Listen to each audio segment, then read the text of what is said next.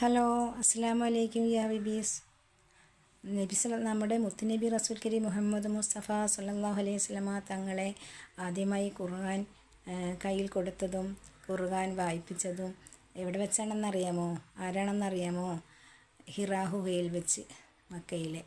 അവിടെ ജിബ്രീൽ അലൈഹിസ്സലാം എന്ന മലക്കായിരുന്നു നബി സല്ലല്ലാഹു അലൈഹി വസല്ലം തങ്ങളുടെ മുന്നിൽ പ്രത്യക്ഷപ്പെട്ടു. നബി സല്ലല്ലാഹു അലൈഹി വസല്ലം തങ്ങളോട് ഖുർആൻ കൊടുത്തിട്ട് വായിക്കാൻ പറഞ്ഞു. നബി സല്ലല്ലാഹു അലൈഹി വസല്ലം തങ്ങൾ എനിക്കിത് അറിയില്ല, വായിക്കാൻ അറിയില്ല എന്ന് പറഞ്ഞു.